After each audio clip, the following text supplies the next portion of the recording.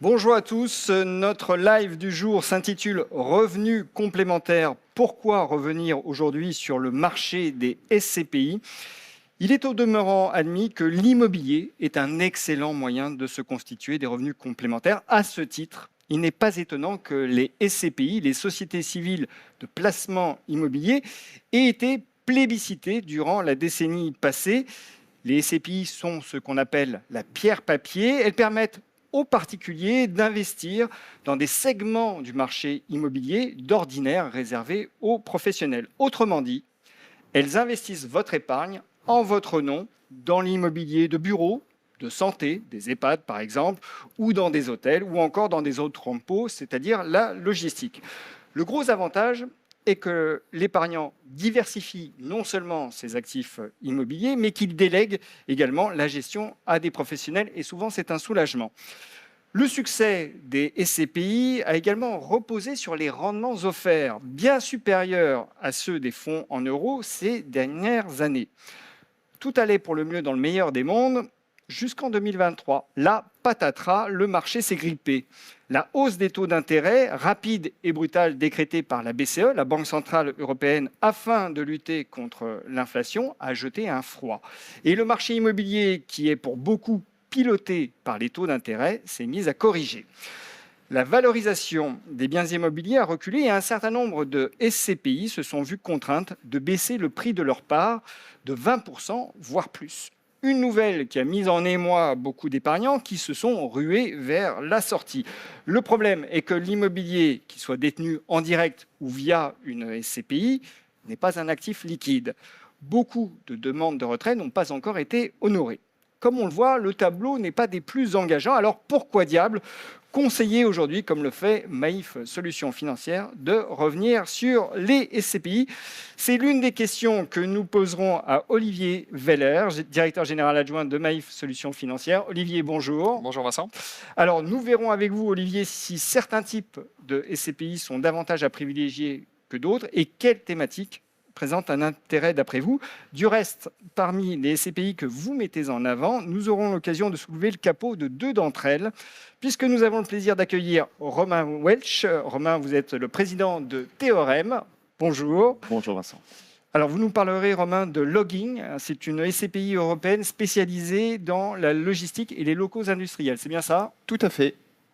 Avec nous également sur ce plateau, Jérôme Valade. Jérôme, bonjour. Bonjour Vincent. Alors, vous êtes directeur du pôle immobilier de santé à La Française. Tout à fait. C'est précis, c'est exact. Et avec vous, évidemment, nous aborderons la thématique de l'immobilier de santé avec un exemple LF Avenir Santé. Le déroulé de ce live sera le suivant. Nous passerons d'abord une quinzaine de minutes avec Olivier à considérer l'intérêt de revenir aujourd'hui sur les SCPI. Puis, lors des 10-15 minutes suivantes, nous ferons avec Romain et Jérôme un focus sur les spécificités de leurs SCPI respectives. Le dernier quart d'heure, peut-être même 20 minutes, seront consacrés à une séquence de questions-réponses. Alors, vous pouvez poser vos questions via l'onglet questions qui est situé en bas à droite de votre écran. Olivier, j'en reviens à ma question initiale. Pourquoi diantre revenir sur les SCPI aujourd'hui, alors que franchement, elles ne sont pas en odeur de sainteté auprès du public? Alors il y a deux raisons principales. La première, c'est que la hausse des taux d'intérêt qu'on a connue depuis un peu plus d'un an a fait baisser les prix de l'immobilier. Ce qui veut dire que quand on achète aujourd'hui un actif immobilier, comme son prix a baissé et passé le loyer, bien finalement son rendement est beaucoup plus élevé. La deuxième raison, et ça c'est un peu la magie de l'immobilier, c'est que les loyers augmentent régulièrement puisqu'ils sont pratiquement en fait indexés à l'inflation. Donc baisse des valorisations, hausse des loyers, tout ça fait que les rendements sont en augmentation assez forte et qu'on retrouve aujourd'hui sur le marché des SCPI, alors pas toutes, mais on va y revenir, des rendements compris entre 5 et 6% pour l'épargnant. Alors, j'aimerais qu'on revienne tout de même sur le lien entre hausse des taux et baisse des valeurs de part et baisse de l'immobilier, parce que c'est un sujet essentiel et pour le grand public, c'est tout de même capital de le comprendre, surtout quand on veut s'exposer à cette classe d'actifs. Alors, est-ce que vous pouvez revenir un peu plus en détail sur le mécanisme qui opère justement entre hausse des taux et valorisation des biens immobiliers. Alors, pour comprendre en fait la psychologie d'un investisseur, il faut partir en fait du taux sans risque. C'est-à-dire que à partir du moment où on prend un risque, l'investisseur voudra un rendement supérieur au taux sans risque. Le taux sans risque, aujourd'hui, c'est l'OAT, donc l'obligation d'État à 10 ans. On a un slide d'ailleurs qui va illustrer mon propos. Quand on avait une OAT à 1%, avec une prime de risque à 3,5, c'est-à-dire qu'à 3%, voilà. Là, l'investisseur, en fait, il demande que son risque soit rémunéré autour de 3%. Mais finalement, quand on proposait un bien immobilier avec 4% de rendement, ça convenait. Si les taux montent, ce qui a été le cas récemment, l'OAT française doit être à peu près à 3,10%. La prime de risque ne baisse pas, c'est-à-dire que l'investisseur ne demande pas à être mieux rémunéré de son risque, mais mécaniquement, quand on additionne les deux, on voit que l'investisseur aujourd'hui, il attend du 6. Voilà. Donc là où, en période de taux bas, le 4 suffisait, le 4 ne suffit plus, et donc on a besoin d'avoir un peu plus. Et donc, Alors, pour que ça soit bien clair pour tout le monde, en fait, il y a une compétition entre actifs. On peut le formuler comme ça. Oui. Donc, quand les taux des obligations montent, eh bien, l'actif immobilier, par nature, est moins compétitif qu'il ne l'était auparavant. Donc, il y a une forme d'ajustement du prix pour que le rendement reste compétitif. En fait, c'est ça. Effectivement, parce qu'on ne peut pas ajuster le loyer. Le loyer, il est fixe. Donc, pour arriver au rendement en fait, qu'on attend, le seul mécanisme d'ajustement, c'est la baisse des prix.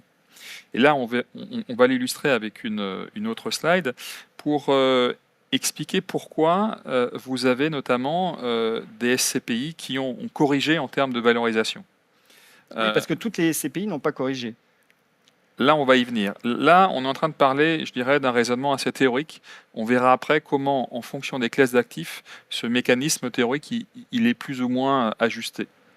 On imagine un actif qui dégage 4 500 € de revenus par an et qui donne un rendement de 4,5. Il est valorisé à 100 000 €.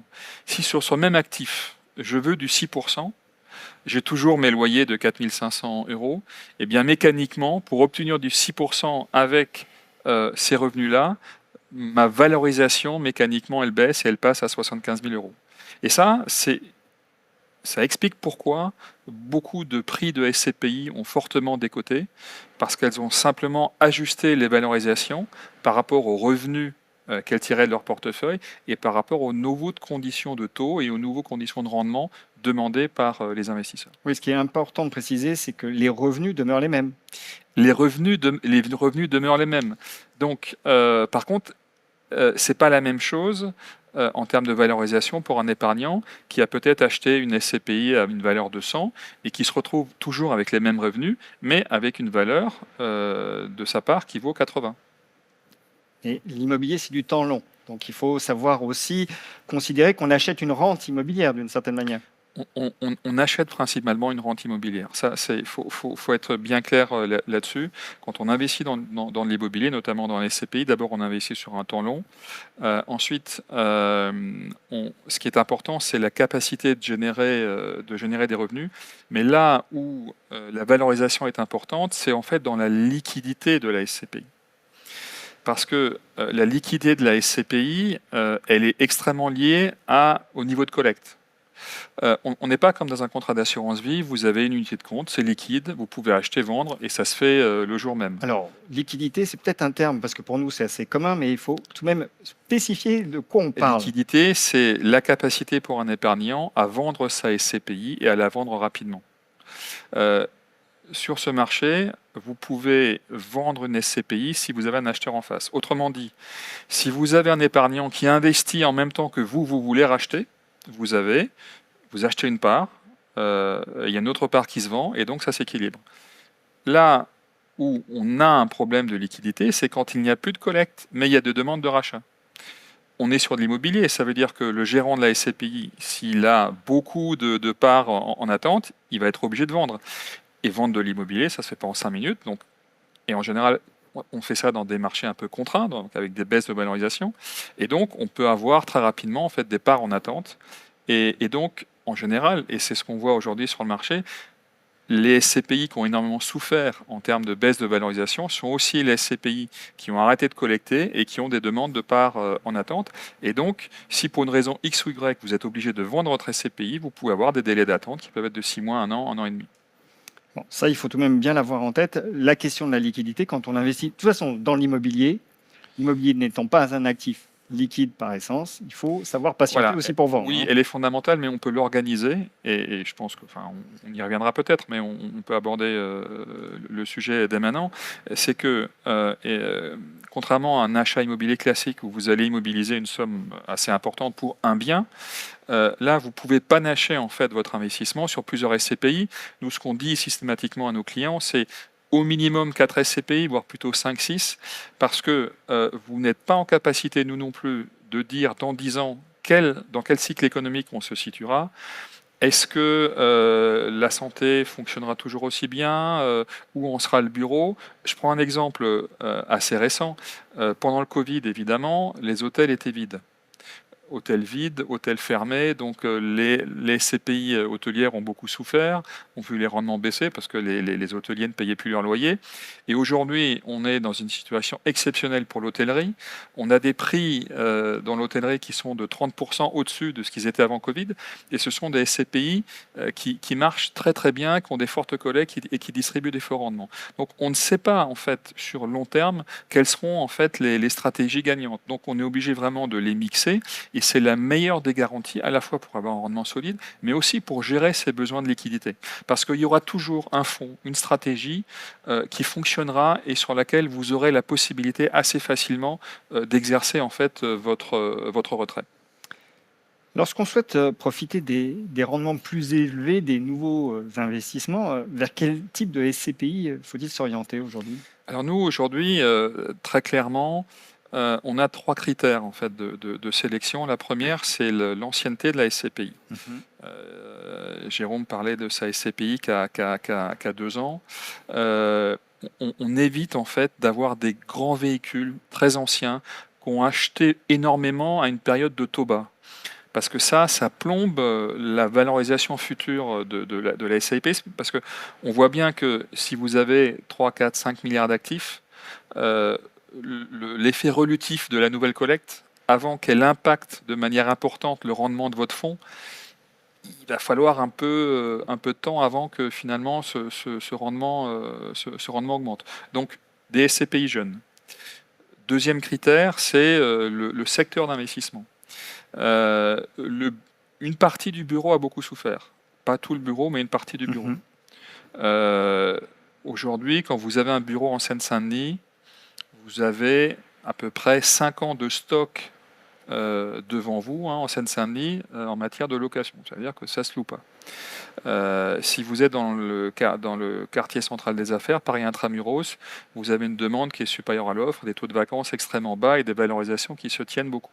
Donc vous avez dans ce marché actuel une problématique spécifique à un certain type de bureau, notamment en fait lié aussi à la mécanique du télétravail, mais pas que, ce qui fait qu'il faut être extrêmement sélectif sur le bureau. À contrario, il y a des stratégies extrêmement résilientes. La santé en est une, la logistique en est une autre. On verra aussi ce qui est le cas des locaux industriels. Donc on va plutôt sur ces stratégies-là, stratégie un peu alternative à la classe d'actifs du bureau, qui a été en fait un très très grand collecteur sur le marché des SCPI ces 15 dernières années. Et quand on fait du bureau, on va plutôt le faire soit à l'étranger, soit sur les grandes métropoles françaises. Donc ça, c'est le deuxième critère. Le troisième critère, c'est de savoir qui achète votre SCPI. On essaye d'éviter que des institutionnels soient des acheteurs de la SCPI, pour une raison très simple. L'institutionnel, quand il investit dans votre SCPI, en général, pourquoi il le fait? C'est parce qu'à côté, il a une unité de compte en assurance vie qui collecte énormément, et donc il a besoin d'acheter de l'immobilier. Alors, il va faire lui-même des deals immobiliers, mais au vu des milliards de collectes qu'il y a eu ces dernières années, une des solutions pour ces institutionnels, c'était de dire, mais finalement, on va investir dans les SCPI. Et quand les taux augmentent et quand les valorisations baissent, qu'est-ce qui se passe? Les épargnants en sortent. Et que fait le gérant, que fait l'institutionnel dans ce cas-là? Il va dire à la SCPI dans laquelle il investit, je vous ai confié 50 millions, ces 50 millions, je vais les retirer dans les 2 mois qui viennent. Donc ça génère en fait des crises de liquidité qui ne sont pas liées au comportement des épargnants, mais qui sont liées en fait au comportement des institutionnels sur lesquels vous, en tant qu'épargnant, vous n'avez absolument aucune prise. Donc 3 critères: jeunesse de la SCPI, nature en fait de sa stratégie, et 3, pas d'institutionnel au capital. Et j'ajouterais un 4e critère, c'est la capacité à collecter pour justement tirer profit aujourd'hui du niveau de rendement de ce qu'on peut trouver dans l'investissement immobilier professionnel, ce qui permet, je vous le disais, d'offrir des rendements entre 5 et 6% sur les véhicules qu'on propose aujourd'hui. Donc c'est ça qu'on peut espérer, du 5 ou 6% brut? C'est ce qu'on peut espérer en brut. Après, comment est-ce qu'on le traduit en net? Vous avez aujourd'hui 2 fiscalités assez différentes suivant que suivant que la SCPI soit française ou européenne. Sur une SCPI française, vous avez la taxation maximale, c'est-à-dire vous avez les prélèvements sociaux et vous êtes taxé en fonction de votre tranche marginale d'imposition. Donc quelqu'un qui est en TMI à 30%, il a quasiment 50% d'imposition sur ses revenus. Sur les CPI européennes, c'est un peu différent. D'abord, il n'y a pas de prélèvements sociaux. Ensuite, les revenus sont imposés dans les pays d'origine, avec un niveau d'imposition qui est en général plus faible qu'en France, et vous avez un mécanisme qui évite la double imposition. Ce qui fait, et là je donne un exemple très précis, on prend l'exemple de Login, SCPI européenne, le taux de rendement affiché l'an dernier c'était 6,21%. Quand on prend un épargnant qui a une TMI, donc tranche marginale d'imposition, à 30%, ça fait un taux net de toute imposition de 4,78. Moi, je vous défie aujourd'hui de trouver sur le marché de l'épargne un rendement net de tout frais et de toute imposition à 4,78. Donc on voit bien que sur ces nouveaux véhicules, on réussit à tirer des rendements bien plus importants que ce qu'on a pu avoir les années précédentes. Bon, en tout cas, je reviens à la question initiale. C'est on paye moins cher pour plus de rendement. En fait, c'est ça aujourd'hui, l'intérêt de la SCPI. On achète dans de meilleures conditions pour plus de rendement. Et l'effet long terme, c'est aussi qu'on est en train de se créer un stock de plus-value latente, parce que on a des taux plutôt élevés aujourd'hui, mais on sait très bien que les taux actuels sont quand même difficilement soutenables sur la durée, et qu'on a un peu plus de chances dans les années qui viennent d'avoir une baisse des taux qu'une hausse. On reviendra sans doute pas aux taux négatifs tels qu'on a pu les connaître, mais imaginons quand dans les 3-4 années qui viennent, les taux se réduisent progressivement, et bien finalement tout l'immobilier qui aura été acheté en ce moment ou dans les mois qui viennent va s'apprécier, et donc on aura un double effet. On bénéficiera à la fois de rendements élevés, mais on aura aussi une valorisation de la SCPI qui va se bonifier, tout à fait. Bon, vous m'avez fourni la transition, Olivier, puisque vous avez fait référence à Login, donc j'en viens à vous, Romain. Donc c'est l'une des 2 SCPI avec LF Avenir Santé que vous mettez en avant aujourd'hui dans ce live. Alors, Romain, quelle est tout d'abord la stratégie d'investissement de Login? C'est une SCPI qui est spécialisée dans la logistique, c'est bien ça? Alors, ce serait un petit peu réducteur de dire qu'elle est spécialisée dans la logistique. La genèse de Login, c'est la volonté que l'on a eue de travailler sur un véhicule immobilier qui participe à la réindustrialisation de l'Europe.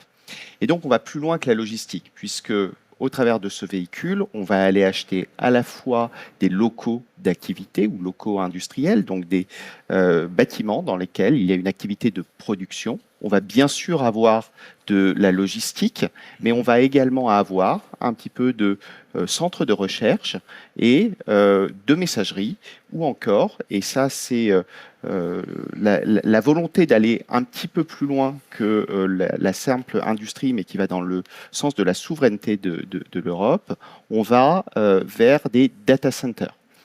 Donc l'idée, c'est d'avoir un outil immobilier qui suit les grandes tendances du moment, de la réindustrialisation de l'Europe, de la souveraineté sur toute la partie industrielle.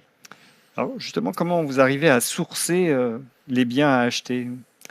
Ça, c'est un travail de tous les jours. Il faut être présent sur l'ensemble des marchés européens, puisque la SCPI ne travaille pas que sur la France, elle travaille sur tous les marchés européens.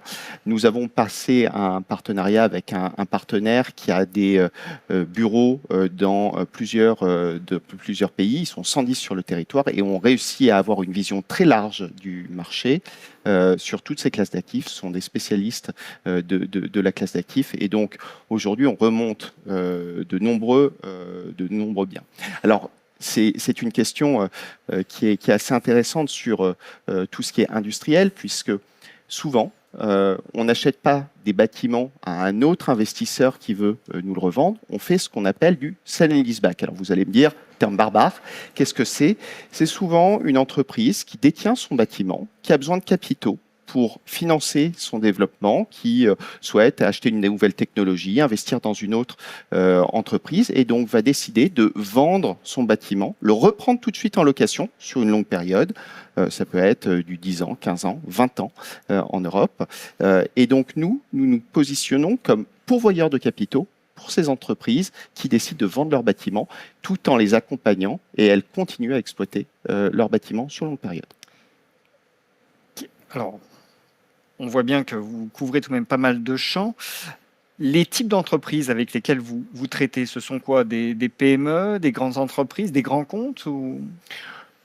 On peut travailler avec tout type d'entreprise. Ce qui est important pour nous, c'est leur solidité. Quand on investit sur l'immobilier, on investit sur des baux qui sont longs. Mais un bail long, ça ne fait de sens que si le locataire peut payer son loyer sur longue période. Donc la capacité de l'entreprise à payer son loyer sur longue période est toujours analysée au moment de l'acquisition. Après, vous avez bien évidemment, en fonction du type de bâtiment, des entreprises qui vont être plus ou moins grandes. On a par exemple dans Login un entrepôt logistique en Angleterre qui est loué à DHL. DHL, leader mondial de la livraison et du transport. Mais vous avez des entreprises plus petites qui fabriquent, par exemple, en Italie, des systèmes de freinage. Vous êtes sur des entreprises qui restent grosses, mais peut-être un petit peu moins que DHL. Très bien. Alors, vous avez parlé des data centers, c'est tout de même à la mode. Est-ce que vous ne surpayez pas, justement, puisque c'est un actif à la mode? Alors, data center fait partie de la stratégie. Ce qui est intéressant, c'est de vous montrer que la stratégie est large et ne va pas que sur de la logistique, mais sur l'ensemble du cycle de production. Le data center, ça fait partie de la production pour nous parce que la souveraineté sur les données, la capacité à avoir des données qui sont sécurisées est important. On n'en a pas aujourd'hui dans le véhicule. Ça fait partie des types d'investissements que l'on peut faire. Et bien évidemment, le point que vous mentionnez est important, c'est-à-dire qu'on n'y va que si on a l'impression de faire une bonne opération. Donc, on a suffisamment de classes d'actifs pour nous permettre d'acheter, à certains moments, les actifs qui nous semblent les plus pertinents. Vous nous avez dit que vous étiez exposé un peu partout en Europe. Est-ce qu'on peut avoir idée des grandes, justement, expositions géographiques? Complètement. Nous avons des actifs aujourd'hui en Espagne, en Italie, en Allemagne, au Royaume-Uni, et nous sommes en train d'ouvrir de nouveaux pays, notamment le Portugal. Et les opportunités les plus juteuses, elles sont en dehors de l'Hexagone ou sur le terrain national? L'Hexagone est un très bon marché. La raison pour laquelle aujourd'hui on n'est pas sur l'Hexagone, c'est le point que mentionnait Olivier tout à l'heure, qui est la volonté d'avoir un véhicule investi sur des territoires étrangers pour faire bénéficier à l'investisseur de la SCPI de la fiscalité des SCPI étrangères, qui est un petit peu plus douce que la fiscalité d'une SCPI qui serait investie en France. Donc c'est un choix pour l'investisseur de la SCPI, et on a de très belles opportunités dans les autres pays, donc on peut très bien concilier les deux. Si vous deviez, en quelques phrases, nous dire pourquoi il faut investir aujourd'hui dans le logging, que diriez-vous? Alors, en quelques phrases, je peux vous oui, j'en doute pas. Très longtemps. Aujourd'hui, vous avez vraiment une classe d'actifs qui est sur lesquels il y a une pénurie de locaux. Cette volonté qui est post-Covid de vouloir réindustrialiser l'Europe, qui est portée par tous les gouvernements européens, elle vient donc augmenter le besoin de locaux industriels, mais elle vient également augmenter le besoin de locaux de stockage, donc la logistique. Pourquoi ? Parce que quand vous produisez, il faut aussi stocker. Mais vous avez aussi un changement complet de paradigme que l'on a vu, qui était que avant le Covid, il y avait une grande logique qui était de dire je veux stocker je ne veux pas avoir de stock. Je suis en just in time. C'est ce qu'on appelait dans les cours d'économie. Et bien maintenant, on s'est dit, ben non, je ne peux plus me permettre d'avoir une rupture de chaîne d'approvisionnement. Donc il faut que j'ai un stock minimum de produits sur mon territoire que je peux utiliser pour ne pas arrêter ma production s'il y a un incident d'ordre géopolitique. Et donc on est passé à une logique de just in case, donc ça veut dire avoir le stock minimum pour pouvoir continuer à produire. Et bien tout ça, ça crée des besoins de locaux, ça tire les loyers vers le haut, et donc ça crée ça donne un contexte qui est extrêmement performant pour la classe d'actifs industriels et logistiques en Europe. Bon, on va passer à la deuxième SCPI, celle de Jérôme. Alors, je vais vous proposer d'intervertir. Je vous rappelle, en attendant que l'échange se fait, c'est pour des questions de télégénie, tout simplement, entre Jérôme et Romain, que vous pouvez poser vos questions. J'en ai déjà qui arrivent. Je les relayerai tout à l'heure, mais continuez à le faire. Bon, alors, Jérôme, là maintenant, on va parler de l'immobilier de santé. Alors, quand on parle d'immobilier de santé, on se réfère souvent aux EHPAD, mais c'est peut-être pas ça, là, en l'occurrence, avec Avenir Santé. Exactement, et je pense que c'est important de repréciser ce qu'on appelle l'immobilier de santé. Donc, c'est assez simple, hein. On achète de l'immobilier, donc ça reste des bâtiments qui sont loués. Et en revanche, ce sont des bâtiments qui sont loués par ce qu'on appelle souvent des opérateurs qui prodiguent des soins ou de la prise en charge de personnes. Donc, dans l'immobilier de santé, il y a effectivement les EHPAD, mais il faut aussi penser à la consultation privée. Il faut aussi penser à d'autres solutions pour d'autres personnes fragilisées, type handicapés, autistes, etc. Et il faut aussi penser aux soins, à la consultation médicale, tout simplement.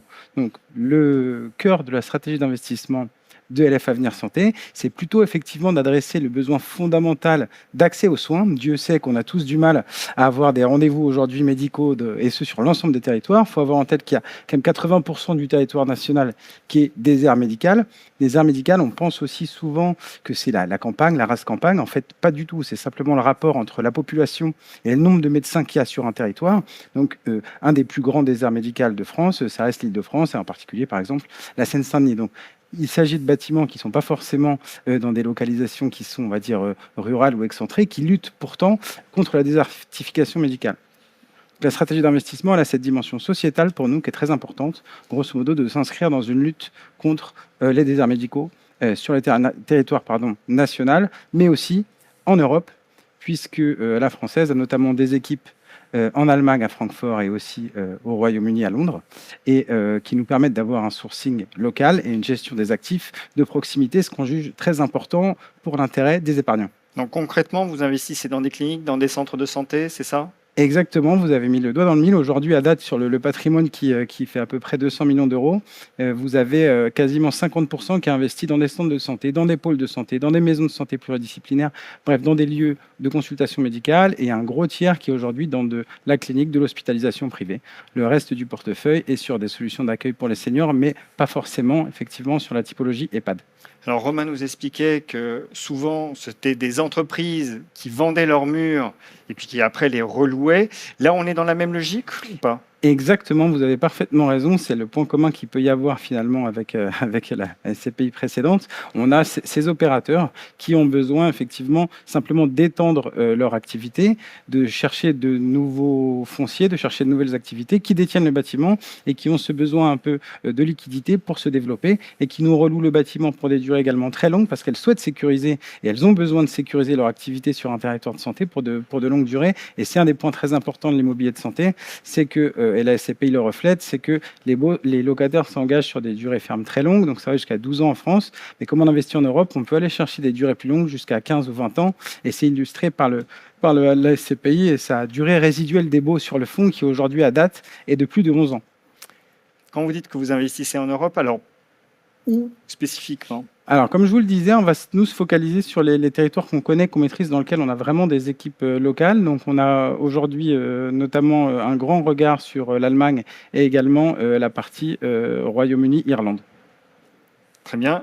La part de la France, est-ce que Avenir Santé est exposé au marché français tout de même? Oui, la SCPI aujourd'hui est exposée au marché français. Nous, ce qu'on souhaite faire idéalement, ce serait d'arriver à quelque chose comme 50-50, 50% à l'étranger, 50% en France.